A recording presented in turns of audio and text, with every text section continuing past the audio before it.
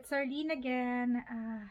This afternoon, I am trying to do some decluttering. So, medyo nagsusort ako ng mga clothes, ng mga gamit na hindi na kailangan, yung pwede nang ipamigay or i-donate or yung mga pwede na ring itapon or i-dispose. Plus, yung pwede nang itabi kasi hindi naman magagamit na for the season. The reason I'm doing this is kasi we're starting to prepare for the move in February. Kasi, yay! Finally! Home for the family and lilipat na kami at the end of Feb. So, ngayon pa lang nag-start na kaming maglinis-linis, mag-ayos-ayos, magtabi-tabi ng mga gamit para pagdating ng February, hindi na masyadong stressful. So, as you can see, masyadong madaming gamit na kailangang ayusin. And ito ay ano pa lang. Yan ay gamit ko pa lang. Mga damit ko. Tapos yan, mga documents na tinigpit-ligpit. Yan. Yung mga hindi na kailangan, ilalagay na sa mga boxes. Tapos yung mga gagamitin na lang till the end of Feb, yun na lang yung ilalabas. Para hindi na masyadong maraming trabaho pagdating nung time na talagang lilipat na. So, katulad nga na sinabi ko, finally nakabili na kami ng sarili naming bahay after 8 long years of being here in Canada. So, if you're wondering bakit ang tagal, it took us forever. Well, it's actually our fault. Hindi namin masyadong inisip or hindi namin masyadong napagplanuhan. At saka, nung simula, parang masyadong nakakatakot kung how to go about the process of getting approval for a mortgage, yung mga ganyang bagay, ano ba yung mga kailangan, ang dami-daming tanong, at hindi naman kami masyadong nakikipag-usap sa tamang tao. So, hindi namin alam kung paano paano magsisimula. But, eventually, meron kaming nakilala na tinulungan kami na kung paano magsimulang mag-ayos ng mga kailangan namin. So, finally, yan, ayos na namin and na-approve kami for a house. Kaya, we're very excited. It's a lot of work. Maraming kailangan ayusin pa rin. Maraming pa rin kailangang i-submit na documents. Although we got approval na, pero may mga updates, ganyan. Pero at least somebody's helping us out. So, hindi na masyado confusing for us. So, in this video, I will just list some points out para dun sa mga interesado na eventually magkaroon din ng sariling bahay or magkaroon din ng matatawag na sarili nilang tahanan, kung paano what you could do to go about it, kung ano yung mga steps, kung ano yung mga kailangang ipunin na documents, or ano yung mga tips kung paano eventually magkaroon ng approval for a mortgage. So, hindi ako broker, hindi ako real estate agent, so hindi ako talaga expert dito. I am working with somebody though who's helping us out in terms of completing all the necessary documents. Pero, from experience, I will talk to you about the things na pwede nyo nang simulang i-prepare while you're waiting for that time to come. So, I will see you guys later. I'm just gonna go ahead and continue doing what I'm doing right now. But later on, I will give you some tips on the things that you can do to start preparing for that mortgage approval in the future. See you later. Bye. Hi guys, I'm back. As promised, I will be talking about our journey towards getting the mortgage approval. Bibigyan ko kayo ng mga tips or yung mga kung ano yung mga ginawa namin para makarating kami dun sa dream namin na makakuha eventually ng sarili naming bahay. So, this is just based on our experience. It doesn't necessarily mean na ganito lahat, but if it will inspire you and if it will give you an idea at makatulong sa inyo eventually na makakuha na ng sarili nyong bahay, it's actually the reason why I'm doing this. So, there are a few talking points I would like to emphasize in this video. Nag-start kami ng plano sa pagkuha ng bahay in 2018. We met somebody who gave us the idea, who encouraged us to start the process of applying for a mortgage approval. And dun kami nagkaroon ng concrete na plan na, sige, let's start this. So, the first thing you need to do, and what we did, was actually to start saving money. Syempre, ang pinakamabigat talaga pagdating sa bili ng bahay is yung initial down payment, tsaka yung initial costs.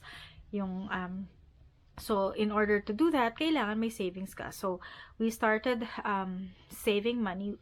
Honestly, wala talaga kaming savings in the beginning kasi everything was just focused on providing for the family, yung mga kailangan ng mga bata, at hindi agad naging priority yung pag-save ng money. But it's very possible, hindi kailangang malaki yung sweldo mo o maganda yung pasok ng pera para makaipon. Basta gusto mong makaipon, makakagawa ka ng paraan para makaipon. In our case, what we did was yung para sa savings, ginawa namin siya na ang idea is para din siyang gastos. So, kasama siya talaga sa budget para kahit malaki o maliit yung papasok na pera sa amin, may nakaalat para talaga sa savings. And then, the second thing we did was to open an RRSP account. So, if you're wondering, an RRSP account is primarily for your retirement, diba? The good thing is, if you're a first-time home buyer, you could also use this, withdraw this money to go into your down payment. So, the government allows that you take the money out of your RRSP account to help you out with your down payment, and it's not taxable. So, that's the only purpose na pwede mo siyang gamitin na hindi siya matataksan prematurely pagka tinanggal mo siya sa account na yun ng mas maaga. Kasi supposed to be hanggang sa retirement pa, at certain age, bago mo siya pwedeng kuhanin. Pero if it's for first time home buying, pwede mo siyang i-take out. So we started doing that. We started saving through the RSP account, and then we also opened a tax-free savings account for myself and for my husband. Ang difference naman ng tax-free savings account is so hindi siya katulad ng RSP na hindi mo siya talaga pwedeng kuhanin. Pwede mo siyang i-withdraw from the bank, pero walang penalty. May ganun kami for emergency purposes. Kasi yung RSP nga, hindi mo basta-basta makukuha. Otherwise, i-tax ka. So, yung TFSA is just in case we really need money for an emergency.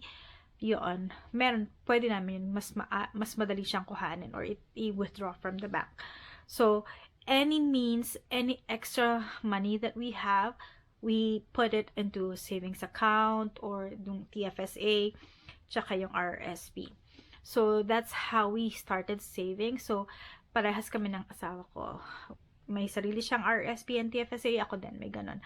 And then, dahil alam namin na hindi pa rin enough for the period of time na iniisip namin na makakuha ng bahay,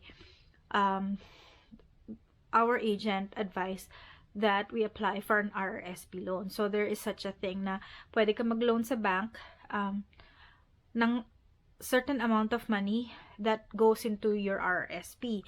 So, pagka ganon, hindi mo siya pwedeng i-gamitin sa iba. Talagang pagka nakuha mo yung loan, diretso mo lang siya sa RRSP. So, imbis na mababa pa lang yung RRSP namin, nakuha na namin yung amount na pwede namin gamitin towards down payment. So, that's what we did. So, first, you really need to have money saved for down payment. Now, the second thing na isa pang madugo na kailangang ayusin is yung mga documents, yung mga requirements para sa mortgage approval. Besides yung preparing the documents, you also need to have a reliable source of income. So, isa yun sa mga chine-check when you're getting approval for a mortgage, kung yung nature of work mo ba ay permanent, kung contract, gaano katagal ka na sa work, are you guaranteed a certain number of hours, yun yung mga chine-check ng bank. So, if if it's better if you actually have a permanent job and medyo matagal ka na dun sa trabaho mo. If it's contract, like in my case in the beginning, ang requirement sa amin is at least 2 years na ako na continuous contract before I could get approved for a mortgage. That's the reason why when we did the application in 2018, we got the application was refused kasi a little over a year pa lang ako dun sa work ko, tapos contract pa siya, so hindi siya permanent job. So although we have the money, we have all the documentary requirements fulfilled, yung part na yun, dun kami na-refuse kasi contract lang ako. Yung husband ko, permanent yung work niya, pero hindi kasi guaranteed yung hours pag contract. So, yun yung naging dahilan kung bakit kami na-refuse the first time. So, if it's contract, it's okay as long as it's at least 2 years na nasa contract work, continuous contract, or kung permanent, mas maganda. Second is, so you would, for the documents that you need to prepare, they do credit checks, so make sure that your credit score is really good. You build your credit history at maganda yung credit score nyo. Kahit na nangungutang ka o gumagamit ka ng credit card, ang importante yung hindi ka na nade-delay sa pagbabayad, or yung, kasi these things they check to make sure na pagka eventually inapprove ka, you have the capacity or talagang makakabayad ka on time at hindi ka rin made-delay sa payments mo.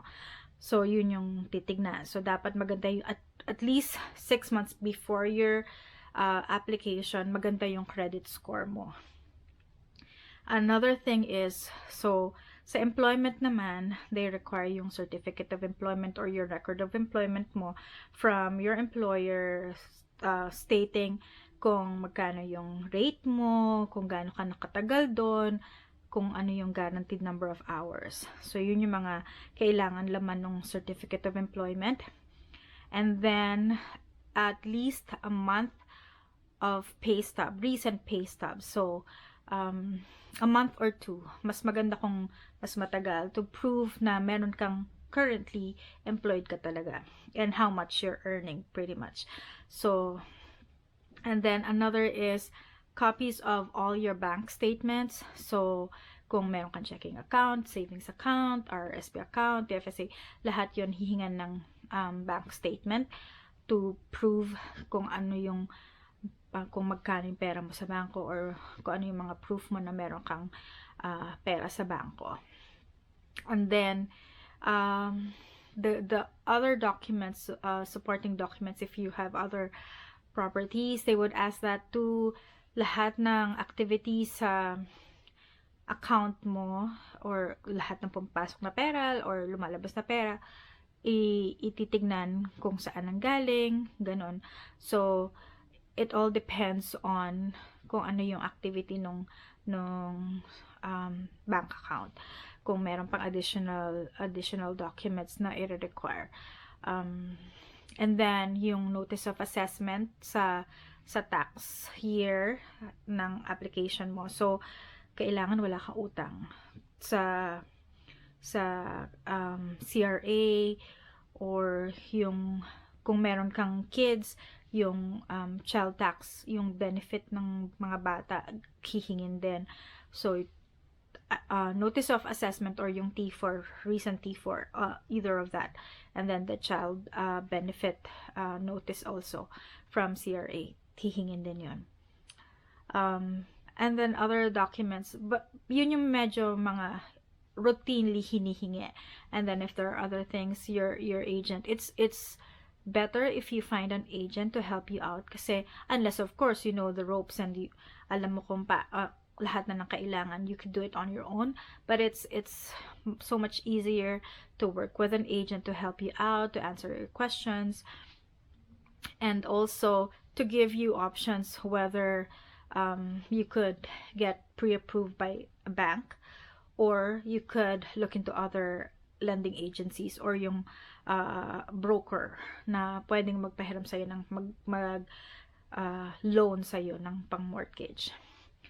So, yun. So, savings, documentary requirements, knowing the right person, talking to the right person.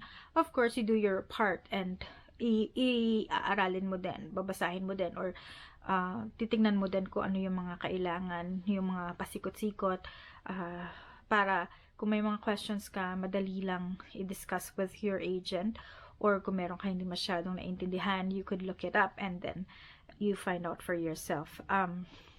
So you work hand in hand basically with your agent. The last thing, if you're ready na to start looking for houses, I would suggest to have an open mind dun sa mga properties na titingnan nyo, at saka kung saan kayo titingin. When we started, ang gusto lang namin dito lang, same area, kasi dito lang kami familiar, plus our work is here, so gusto namin malapit sa work.